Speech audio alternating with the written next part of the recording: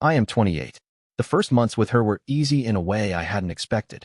We talked about small plans that felt steady, a summer trip, the idea of moving into a place that felt ours. She had moved around a lot when she was younger. She told me about changing towns, how that taught her to keep attachments light. Her past wasn't hidden. She mentioned old friends who popped up now and then, exes who would send messages she deleted quickly. She called it leftover noise, and for a long time, I accepted that explanation. It fit the person I wanted to believe in, careful, able to manage messy things without dragging me in. Small shifts began to show. She started getting home late a few nights a month, saying meetings ran long or coworkers needed help. Her phone, once left on the counter, began to disappear into pockets. I made excuses for her. Work is demanding, people get busy. Denial is gentle like that. It lets you ignore a shape until you can no longer. Then, one night at the kitchen table, she said something that rearranged everything. "You're just not enough for me anymore," she said. Her voice was flat. "That's why I come home after midnight. I need more than what you give." There was no pleading, only a clear withdrawal. She mentioned a connection she'd formed on a recent work trip. She called it complicated and avoided names.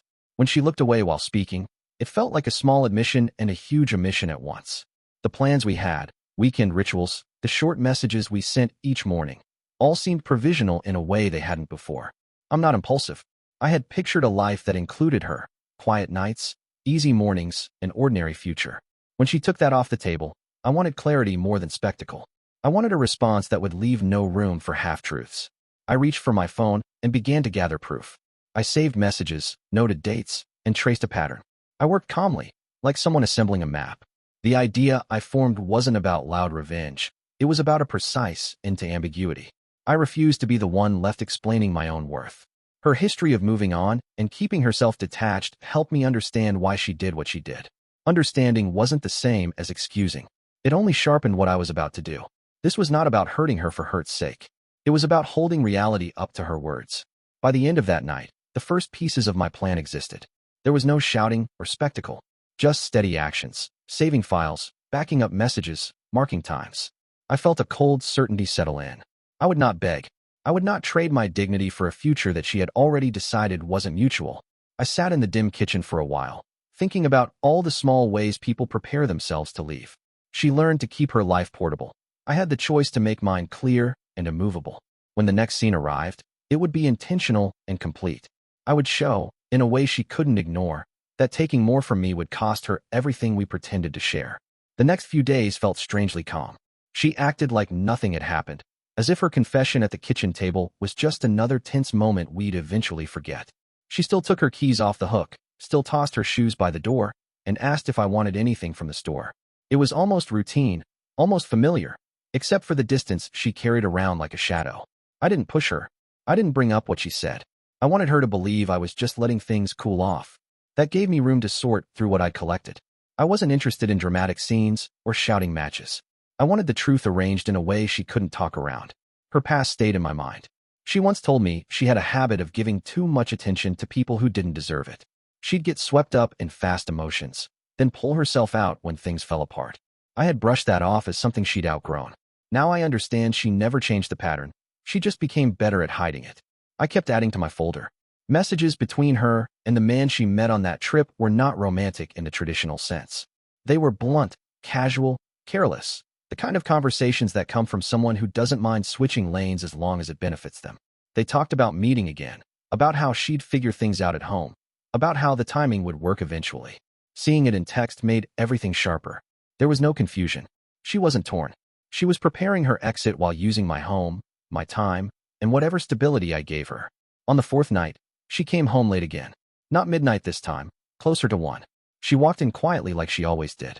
Her hair was messy from the cold air outside, and she moved around the kitchen like she expected me to be asleep. I stayed on the couch, scrolling, pretending I was just up late for no reason. She paused when she saw me awake. "Long day," she said, opening a bottle of water. I nodded and didn't say more. A short answer was enough to make her uneasy.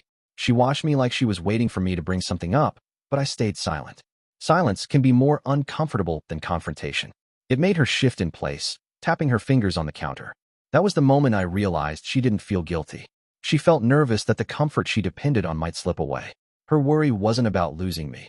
It was about losing the version of me who didn't question her choices. I went to bed without another word. I heard her walking around the apartment for a long time after, pacing lightly, opening and closing drawers, as if she was trying to distract herself. The next morning, she made breakfast like nothing had changed.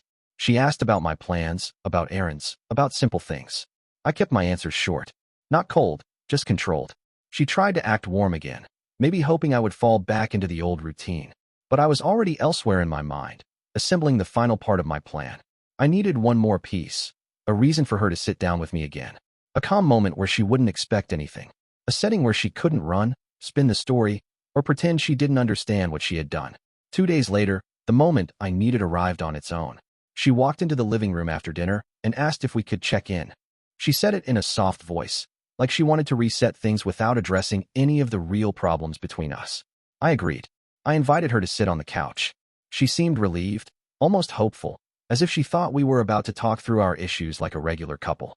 She didn't see the folder on my phone. She didn't see how prepared I already was. She sat with her knees pulled together, hands clasped. She said she'd been stressed. She said she hadn't meant for our last talk to sound so harsh. She didn't apologize for the words, only for the tone. That detail told me everything. She wasn't sorry for what she was doing. She was sorry it got messy. She talked about needing space, about wanting to figure out what she truly felt. She talked about confusion. She talked about pressure. She talked about timing and mixed emotions. Her voice stayed steady, even calm. For a moment, it felt like she was rehearsing a script she'd used before. I listened without interrupting. Not because I agreed, but because I wanted her words to sit in the air without help from me. When she finished, she looked at me like she expected some kind of reassurance. I stayed quiet long enough for her to shift uncomfortably. The silence made her bite her lip and look down at her hands. I could tell she thought I might end things myself, saving her from doing it. She would have preferred that. She finally said, "I don't want us to fall apart. I just want things to make sense again. I need time to think." I nodded slowly. "You already took the time you needed," I said. "I've just been catching up." The change in her face was small, but noticeable. She didn't speak, maybe realizing this wasn't a conversation she could guide. I pulled out my phone and opened the folder. Screenshots, audio clips, dates, times, everything. Her eyes flicked toward the screen, and she stiffened. "I want you to hear something," I said. I tapped on the audio file. It was a message from him, the man from her trip. His tone was casual, almost careless. He mentioned how he hoped she could tell me soon. He talked about how she was still trying to figure out how to step out of her situation. He talked about the night they spent together and how it felt right. She didn't look at me. She didn't reach for the phone. She didn't defend herself. She just sat very still, staring at the floor. When the message ended, the room felt heavier, not dramatic, just real. She breathed out slowly, as if the weight of her choices finally landed. She whispered, "I didn't want you to hear that." I said, "You didn't want accountability. That's different." Her shoulders curved inward, and she said, almost to herself, "It wasn't supposed to go this far."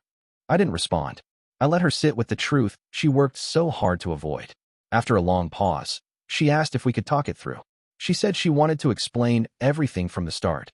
Her past, her old habits, her fear of settling, her history of jumping into new connections whenever life felt too still. But explanations don't erase choices. I stood up and said, "Not tonight." She looked up at me, confused and anxious, but I walked to the hallway. I needed her to understand something important. This was no longer a shared problem. It was hers.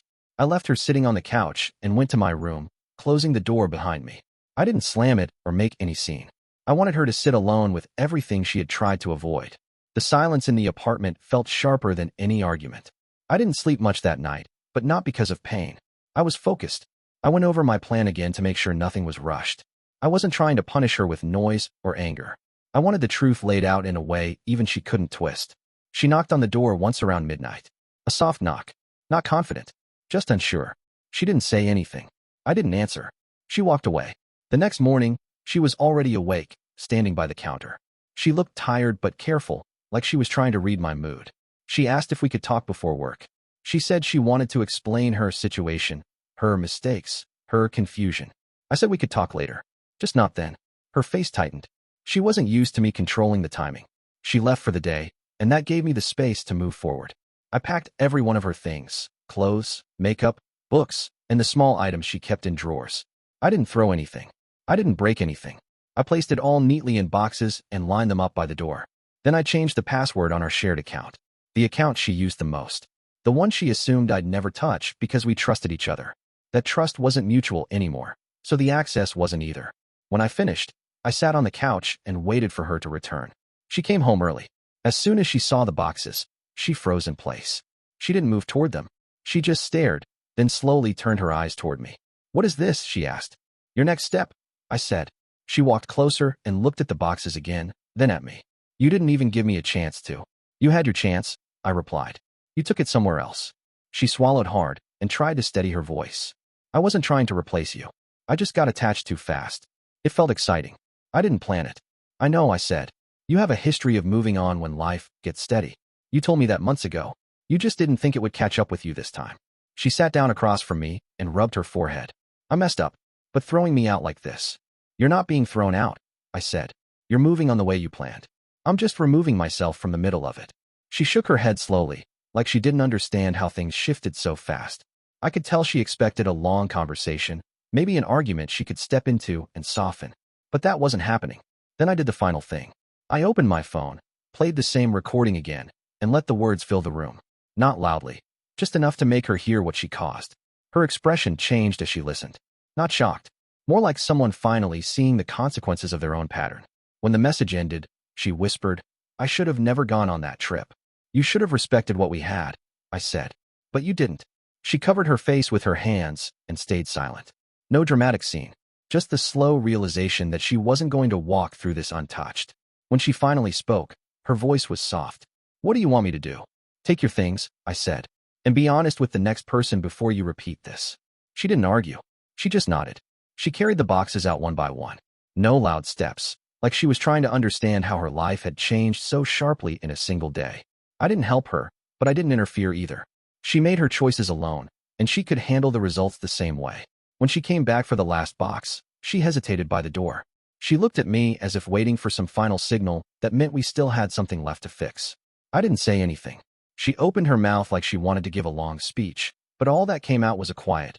"I didn't think it would end like this." "It didn't end today," I said. "It ended the night you decided someone else deserved the time you promised to me." She lowered her eyes and walked out. The door clicked behind her, and the apartment finally felt clear. But my plan wasn't finished. A few days later, the man from her trip sent me a message, probably because she told him things were falling apart. He wanted to talk man to man, to explain that he didn't mean to cause trouble. He said she made it sound like we were already distant. He said he thought he was helping her find clarity. I didn't argue with him. I simply sent all the screenshots of their conversations, every line she tried to hide, every plan they made, every comment she softened when speaking to me. I didn't add any commentary. I let their own words speak. He replied only once. "She didn't tell me all this." I didn't answer. He deserved to sort through that on his own. Later that night, she sent several messages. Long ones. Apologies mixed with explanations. She wrote about her past again. How she always made fast choices. How she chased new feelings so quickly she didn't look back until everything around her collapsed. She said she was scared of losing someone steady like me. She said she didn't know how to fix what she'd broken. I didn't respond to any of it. Not because I wanted to hurt her, but because the conversation was already closed. When someone shows you their pattern, you don't go looking for the hidden meaning inside it. You accept it for what it is. The next weekend, I met with the landlord and had her name removed from the lease. It was simple, quiet paperwork, nothing dramatic. When I left the office, the air felt lighter. Not joyful, not triumphant, just clear. 2 weeks passed before I heard anything else. Then her friend, someone who had always been polite to me, sent a short message. She said my ex was having a hard time. Things with that guy had already fallen apart, and she was staying somewhere temporary. She didn't ask me to reach out. She only mentioned it because she thought I should know. I didn't feel satisfaction. I didn't feel pity either. What I felt was distance, the kind that comes after you've stepped away from something that no longer deserved your effort. One night, I found an envelope slid under my door. Inside was a note in her handwriting. It wasn't dramatic. It wasn't emotional. It simply said she finally understood why I stayed calm through the whole thing, because I wasn't trying to win her back. I was reclaiming myself. She thanked me for not shouting, not insulting her, not dragging anyone into it. She said facing her own actions without distractions was harder than anything I could have said.